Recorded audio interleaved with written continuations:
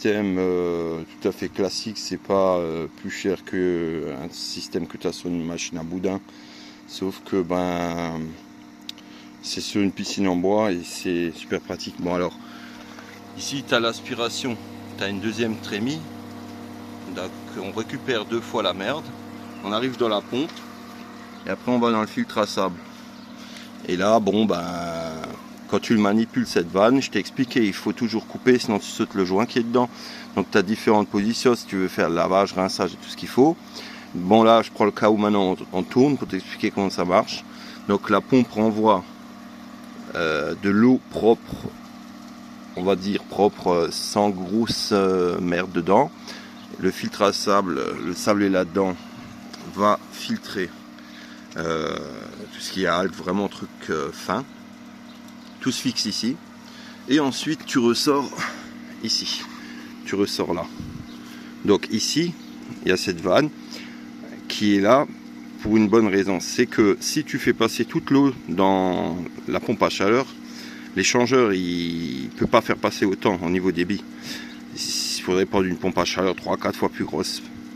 Et donc là, tu as cette vanne là, c'est un bipass. Et donc celui-là tu le règles très facilement. Donc en fait je sors de la bonbonne, je rentre dans la pompe à chaleur et je reviens. Et ici on a un shunt. C'est très simple à régler en fait. Quand tu mets ta main sur le débit qui arrive à la piscine, tu vas régler cette vanne pour contraindre la pompe à recevoir l'eau. Et quand tu vois que ton débit de refoulement il baisse un peu, c'est que c'est bon. Ça veut dire que tu as assez de contraintes pour lui. Donc tout ce qu'il faut qui rentre là-dedans, ça rentre.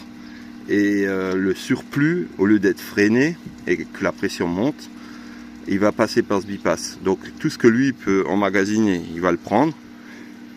Et le reste va être refoulé ici. Ça permet de maintenir une bonne circulation dans le système de filtration. Parce que si tu le freines de 4-5 fois, tu auras des problèmes d'eau après, tu sais, des eaux qui deviennent vertes.